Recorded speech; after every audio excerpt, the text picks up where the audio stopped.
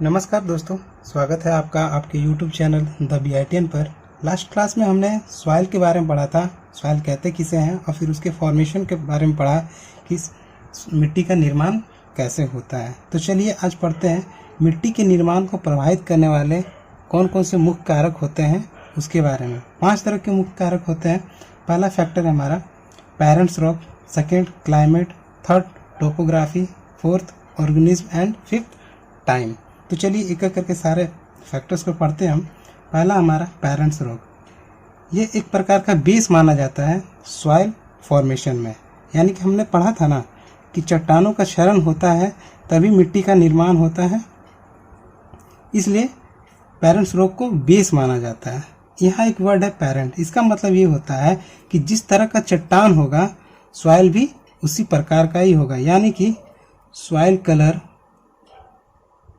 Soil texture, soil character, pH value, ये सब सारे पेरेंट्स रॉक पे ही डिपेंड करते हैं। सेकेंड फैक्टर है हमारा climate. Climate means rainfall and temperature. हमने पढ़ा था ना कि रॉक का क्षरण होता है, किसके कारण होता है? रेनफॉल और टेम्परेचर के कारण। यानी कि agent of the soil such as air, water depends on the climate of the region. अगर किसी एरिया का रेनफॉल ज़्यादा है तो वहाँ क्या होगा? वाटर इरोजन होगा, और किसी एरिया का टेम्परेचर ज़्यादा है तो वहाँ एयर एरोजन होगा। एक एग्जांपल से समझते हैं।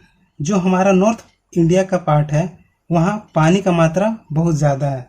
बहुत ज़्यादा पानी का मात्रा होने की वजह से वहाँ वाटर इरोजन होता है, इसलिए वहाँ एलुवियल सॉइल का निर्माण होता है, यानी कि जलोढ़ मिट्टी का निर्माण होता है।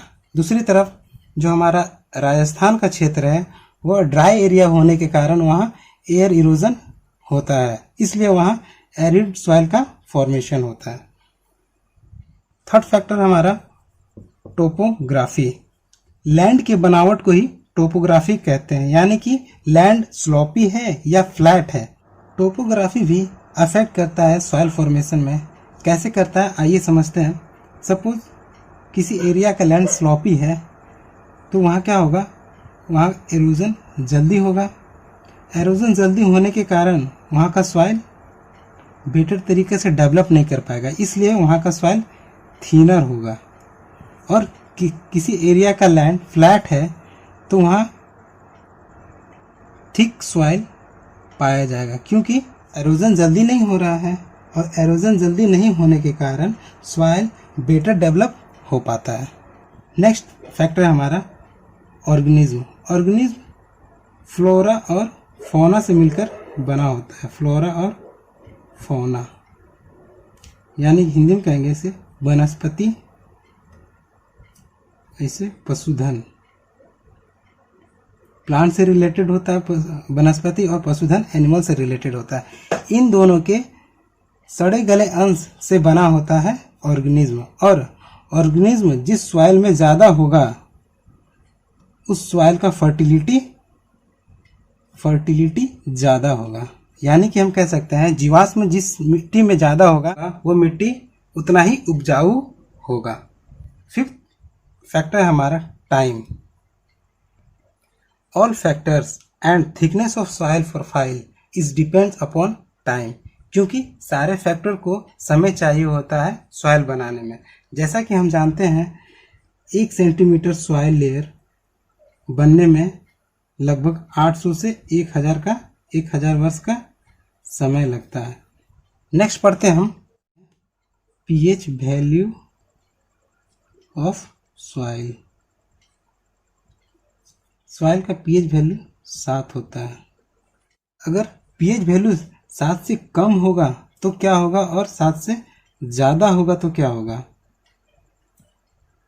अगर पीएच वैल्यू 7 से कम होगा तो सॉइल एसिडिक होगा, यानी कि अम्लीय होगा, और 7 से ज़्यादा होगा तो वो सॉइल बेसिक होगा, यानी कि क्षारीय होगा। एसिडिक सॉइल को उपजाऊ बनाने के लिए किस चीज़ का उपयोग करते हैं? चूना का। चूना का उपयोग करके उस मिट्टी को उपजाऊ बनाते हैं और बेसिक सॉइल में जिप्सम मिलाकर मिट्टी को उपजाऊ बनाते हैं। तो ये था pH value of soil. Next class में हम मिलेंगे तो पढ़ेंगे टाइप्स ऑफ सॉइल के बारे में। तो आज के लिए इतना ही।